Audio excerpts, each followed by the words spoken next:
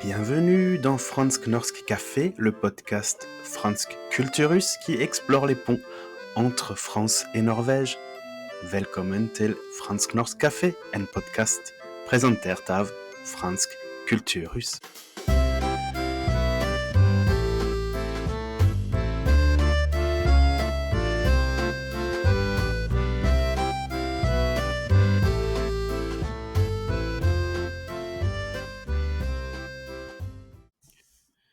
Et bonjour, nok en episode av Fransk Norsk Café-podden. I dag har jeg gleden av å ønske Marianne velkommen. Marianne er en norsk innholdsskaper bosatt i Frankrike, som gjør Norge lett å forstå for franskmenn. På TikTok-kontoen sin Norvégien avec Marianne, hun gir praktiske råd, nyttige fraser, små kulturkoder i hverdagen, hvordan man oppfører seg i Norge, hva som egentlig skiller norsk og fransk livsstil, og så videre. Hun deler også reisetips og små dyp fra populærkulturen, fra 17. mai-stemning til for eksempel kongefamilien, alltid med et smil og konkrete eksempler. Resultat er en lav terskel inngang til språk og samfunn der nysgjerrighet og humor senker terskelen for å prøve norsk. Enten du planlegger en tur til fjordene, eller vil forstå litt mer av hva det er å være norsk i hverdagen. Alors, Marianne, bonjour. Bonjour Gilles. Marianne, kan du først presentere deg for oss? Jeg er helt norsk, født og oppvokst i Norge. Jeg dro til Frankrike som au pair etter videregående og ble helfrelst på Frankrike. Så nå har jeg bodd i Frankrike i over 30 år. Ok, Jeg jobber 30 år, det er jobber en innen stund siden. hotell- og restaurantbransjen og reiser veldig mye. Ok, så hvor i Frankrike er du? Jeg bor i Chalon-sur-Saône, i biendistriktet Bourgogne, Burgunder. Ja, Sånn kan du 3 timer beskrive syd. litt Chalon-sur-Saône for de som... Chalon-sur-Saône, det er en ganske stor by med rundt 60 000 innbyggere. Den ligger mellom Ok. Dijon og Lyon. Ja, ok. Og hva er det å gjøre i Chalon-sur-Saône for de som har lyst til å besøke byen, for eksempel? Hva er byen Eh, kjent for? Fotografiet ble oppfunnet i Chalon-sur-Saône. Så det er Ok. fotografimuseum. Det er også mulig å ta en båt for å reise på Saône, som er en elv som renner gjennom byen.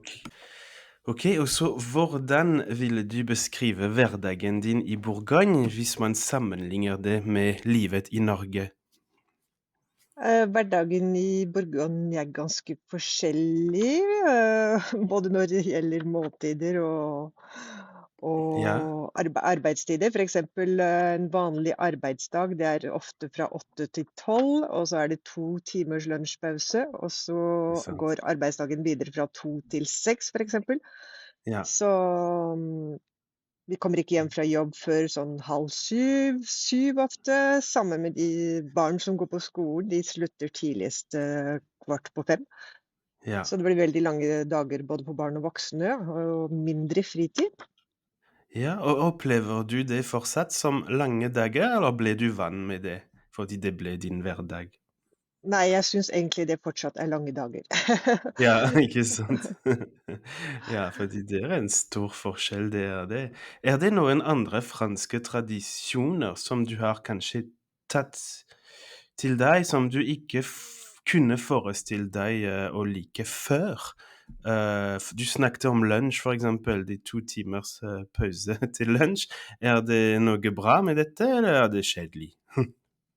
Jeg syns det er altfor mye, sånn helt personlig, men Ja, jeg syns det er bedre å komme tidlig hjem fra jobb. Det som er ja, forskjellig også, for eksempel, det er å gå til bakeren for å kjøpe brød hver dag. Det er liksom ikke ja. mulig for franskmenn å kjøpe bagetten på supermarkedet. Den må kjøpes hos ekte baker. Det er jo helt Ikke sant? forskjellig fra Norge, hvor alt kjøpes på supermarkedet, for eksempel. Ja. Og så hvilke norske tradisjoner prøver du å beholde faktisk i livet i Frankrike? Norsk frokost, det er et must Ja? med, med ost og kjøttpålegg og kanskje litt røkt laks og diverse. Ikke, Okay. ikke croissant baguette. Det, Nei, det så det gjør du det er ikke. fortsatt norsk frokost hver dag. Så kanskje det Ja, å være ute i naturen mye mer enn det franskmenn er. For eksempel franskmenn går jo aldri tur hvis det regner. Det er helt utenkelig, ja, men for en nordmann så er jo det ikke noe problem, bare du er godt nok kledd. Så det er kanskje ja, sånne ikke vaner sant. jeg har tatt med meg hit. Ja, så flott. Er det lettere eller vanskeligere å formidle norsk kultur når man bor i utlandet? Fordi du er jo, jeg sa det i presentasjonen, en slags ambassadør for norsk kultur på TikTok og Instagram. Så hvordan opplever du det mens du bor i Frankrike? Det er mye lettere å formidle norsk Ja, kultur i Frankrike, for jeg ser så veldig godt forskjellen mellom norsk og fransk kultur. ja, ikke Det er sant. veldig store forskjeller. Og så jeg syns folk Ja. flest er veldig interessert i å lære mer om Norge. Fordi om de ikke akkurat har tenkt å reise til Norge eller flytte til Norge, så er de veldig interessert i hvordan det er å bo i Norge. Når du treffer folk, i Frankrike og snakker om Norge, hva er det de sier? Spesielt de som ikke har reist hit ennå, på en måte. Snakker de bare om vinter og mørketid eller ting sånn, eller vet de litt mer om Norge enn bare det? Det blir veldig mye om mørketid, om at det er mørkt over hele landet hele vinteren. Det er jo ikke sant i det hele tatt. Ja, OK. Også det at det ikke går an å bade i sjøen fordi det er så kaldt. At det Ja. ikke er varmt om sommeren. Ja, så en del klisjé, ja.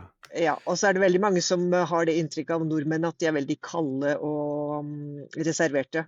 At det er vanskelig Ja, å bli ikke kjent med. sant. Tror du det er noe riktig her, eller er det helt klisjé? Jeg tror Hva ikke det syns du om det? Nei, jeg tror ikke de er så reserverte. Det er bare det at det er så stor forskjell mellom latinsk Ja, ikke karakter sant. og norsk karakter.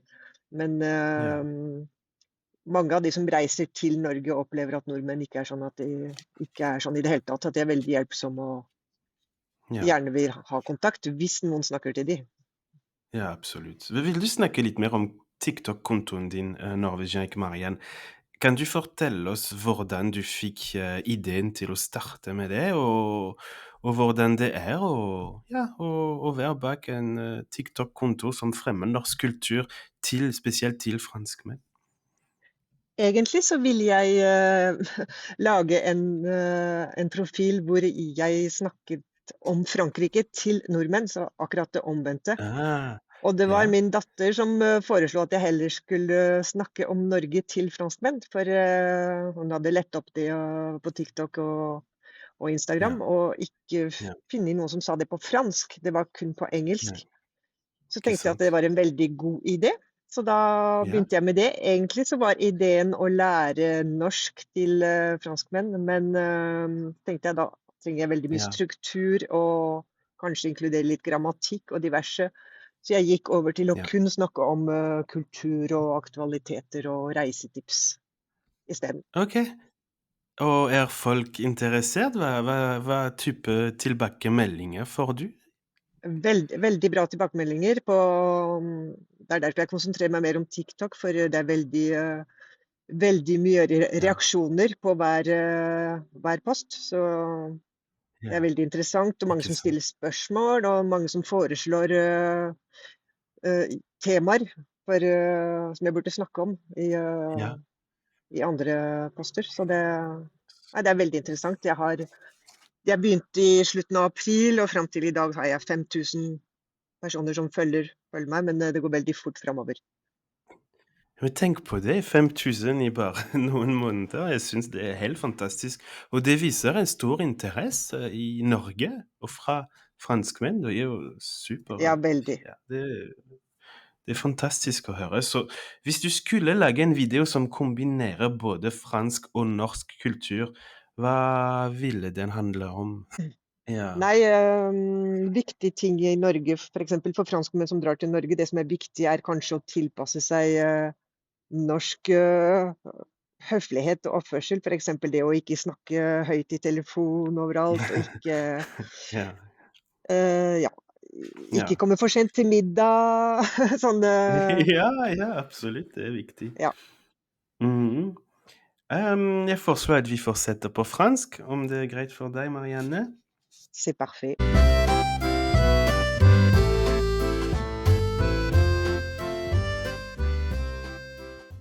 OK. Alors, Marianne, comment une Norvégienne s'est retrouvée en Bourgogne alors je ne sais pas si tu as démarré en Bourgogne, mais disons en France, il y a 30 ans. Est-ce que tu peux nous raconter un peu, ton parcours? Eh bien, donc après le bac, je suis partie comme jeune fille au pair en France et c'est là que je suis vraiment tombée amoureuse de la France. D'accord. Après mon année, je suis retournée une année en Norvège et on m'a proposé un jour de partir, aux États-Unis, en Floride, travailler dans le pavillon norvégien à Epcot, Ah, dans un ah, des ah, parcs Disney et OK. c'est là que j'ai rencontré mon mari français qui travaillait au pavillon français et du coup, je suis partie avec lui en France. Enfin, je on est passé, par la Suisse pour faire l'école hôtelière et on est revenu D'accord. en France et on s'est installé par la suite en France. Donc tu as une formation d'école hôtelière? Exactement. D'accord, oui, ça explique aussi le lien, avec la France et je dois avouer une chose, je suis curieux. Comment il a fait pour f pour te faire venir en France et non l'inverse? Parce que là, je crois qu'on est beaucoup à pouvoir témoigner parmi les francophones d'Oslo, par exemple. On est tous là parce que nos femmes ou nos maris norvégiens nous ont finalement ont gagné la Forcé, for partie. Oui, c'est ça, c'est eux qui forcé ont à venir. gagné. Mais alors toi, Alors, comment ça s'est passé? eh bien, mon mari était tout à fait d'accord pour s'installer en Norvège, sauf qu'à l'époque, il fallait le permis de travail pour un Français Ah et oui, autant il trouvait du travail très, très facilement parce qu'il était chef de cuisine, oui, autant le permis de travail, allait demander jusqu'à 6 mois. Donc d'accord, il y avait bien sûr pas de restaurant qui voulait attendre 6 mois que le chef bien soit sûr, disponible.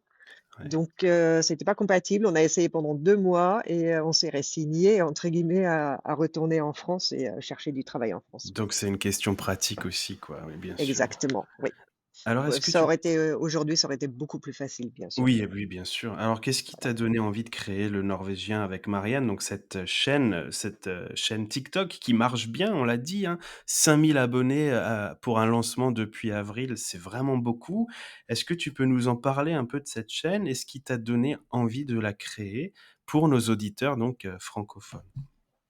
Ça fait un moment que dans mon esprit, j'aimerais bien collaborer, avec la Norvège depuis la France. Ouais, Je l'ai déjà fait, il y a 2 ans où j'ai travaillé pendant quelques mois pour une société norvégienne qui importait des voitures électriques depuis la France. Donc j'étais leur assistante, pour, administratif, commercial et les formalités de douane. Donc c'était très, très intéressant.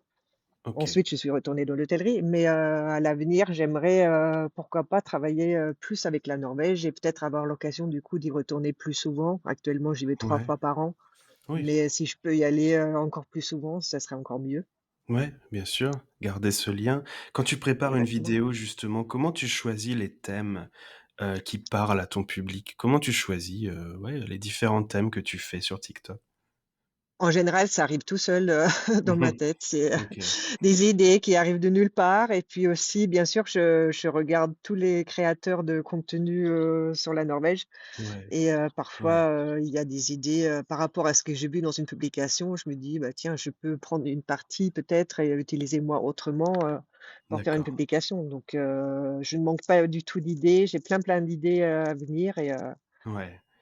Tu as c gardé est-ce que tu as pris la nationalité française aussi d'ailleurs ou est-ce que tu as gardé uniquement non, la norvégienne? non, moi je suis restée norvégienne D'accord, oui, uniquement. donc Je tu gardes aussi ce lien, très, voilà, de naissance, et d'administratif. Est-ce qu'il y a un cliché sur la Norvège que tu entends souvent en France et que tu n'aimes pas entendre? bah, ça doit être le côté que les Norvégiens sont froids. Ouais, d'accord. Ouais, Tu aimes déconstruire ça un petit peu et exactement. ouais, bah, ça se voit dans On est ta juste chaîne. on est juste différents. Ouais, et comment tu perçois alors l'intérêt des gens pour la Norvège via ton compte TikTok notamment? Qu'est-ce qu'ils cherchent? Qu'est-ce qui les intéresse le plus?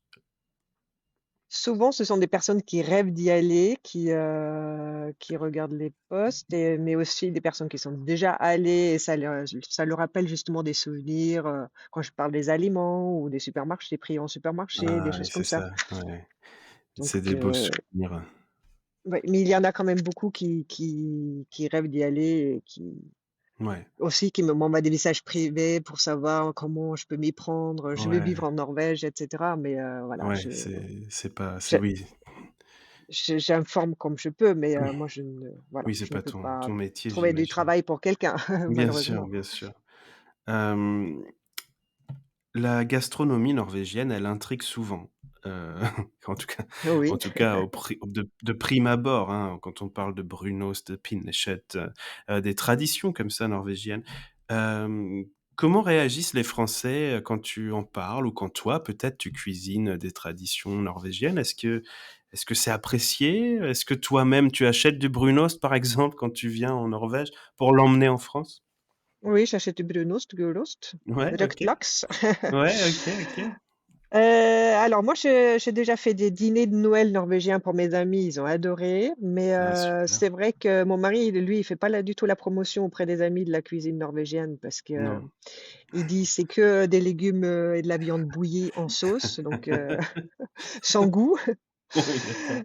Donc la gastronomie norvégienne, c'est peut-être ce qui va me manquer le moins. Bien sûr, il y a quelques spécialités que je ramène comme le fromage, mais Ouais, bien sûr, voilà, ouais. la cuisine norvégienne ne me manque pas particulièrement. Et la cuisine française, alors tu travailles donc dans l'hôtellerie-restauration, si j'ai bien Oui, suivi, depuis même longtemps.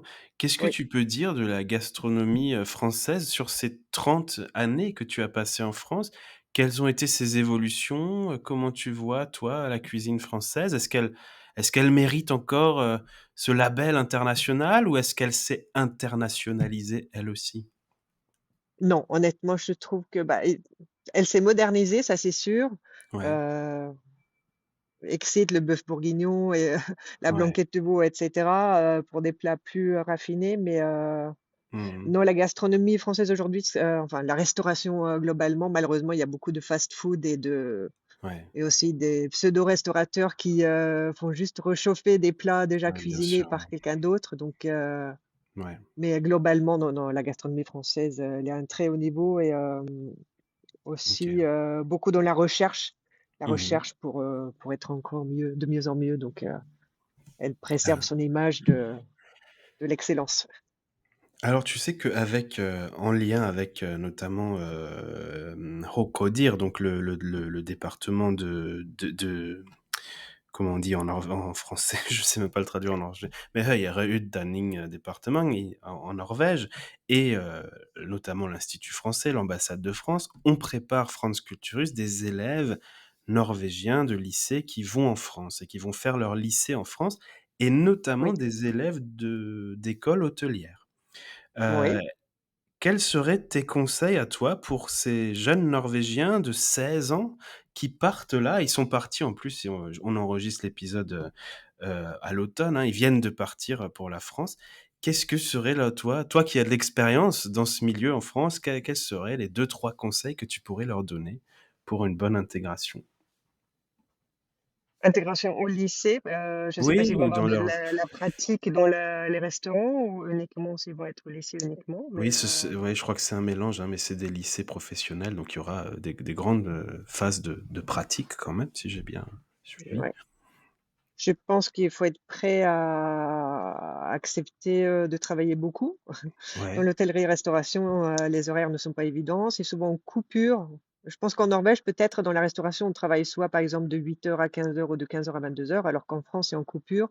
Ça va être je vous ai dit de 9 heures, 14 heures, ça peut être et ouais, le soir de 18 heures, 22 heures. C'est-à-dire que la journée, vous avez de libre que peut-être 3 heures l'après-midi ouais, d'accord. et ça, c'est quand même quelque chose qui change par rapport à la Norvège. Mmh, le rythme de travail, quoi, ouais, le Oui. rythme des journées. Exactement et puis, maintenant ça va beaucoup mieux, mais dans la restauration en France, honnêtement, il y a eu beaucoup de d'abus sur le dépassement d'horaires et cetera, donc ça pouvait très bien faire des Ouais, semaines jusqu'à 60-70 heures, ouais, ça sans que donne forcément ça soit noté en horaire, effectué donc ouais, je vois. mais bon, ça c'est Bon, vraiment en train de changer. Ça espérons, c'est oui, quand même. Oui, oui, oui. effectivement, ouais. Hem, Qu'est-ce qui te manque le plus finalement de la Norvège quand en France? Si tu devais choisir une chose qui te manque vraiment? À part la famille, bien sûr, mais Bien sûr, bien sûr, oui. je dirais la météo, curieusement. Ah ouais, ouais, ouais? Oui, parce que je trouve qu'en France, la température est de plus en plus élevée l'été, entre Ouais, 35 et 40°, quand on va travailler, c'est très difficilement supportable. ouais, ça devient difficile, ouais, c'est vrai. Les étés En sont très durs. plus, ouais, de moins en moins de neige, enfin là où à Chalon-sur-Saône, j'ai peut-être, une journée de neige dans l'hiver, c'est tout. Ouais, ouais, Donc la neige me manque malgré tout, hein. C'est un peu ouais, fou, mais bien sûr, oui, oui, ça fait partie de ton identité. oui, Mmh. exactement. Est-ce que tu as des projets à partager avec ton pour ton compte norvégien avec Marianne dans les mois à venir? Je sais pas, des idées d'évolution ou est-ce que tu laisses faire les choses naturellement? Je pense que je vais laisser faire les choses parce que je travaille quand même à côté, donc je fais Oui, ça pendant mon temps de loisir ouais, et pendant les vacances, donc ça prend pas mal de temps, donc voilà. À partir du moment où je d'accord. travaille à côté, je vais continuer comme je le fais. En fait, je fais la création de contenu souvent quand je voyage, par exemple, si on a un trajet en voiture de plusieurs heures, mon Mmh. mari conduit et moi je fais la création de contenu sur mon téléphone et pareil quand je prends l'avion ou le train, Ouais, c'est en général comme ça que je trouve du temps pour le faire, donc bah, le super, temps n'est pas illimité parce qu'il y a aussi d'autres loisirs, donc bien sûr, voilà. bien sûr. En tout cas, tu le fais bien. Je vais le rappeler en français parce que j'avais fait la présentation au début d'épisode en norvégien. Donc Marianne est créatrice norvégienne de contenu installée en France et depuis avril, elle a un compte TikTok qui, heu, qui commence vraiment à exploser, qui s'appelle Norvégien avec Marianne et qui propose une sorte de guide de survie pour comprendre les codes culturels du quotidien, de la Norvège, donc en français. Vous apprendrez plein de choses, donc suivez son compte. Voilà, je vous conseille vraiment de regarder ça, que vous soyez en France d'ailleurs ou en Norvège. Et ben, Marianne, je te remercie d'avoir été notre invitée en tout cas Avec plaisir. et je vous dis à tous à bientôt pour un prochain épisode.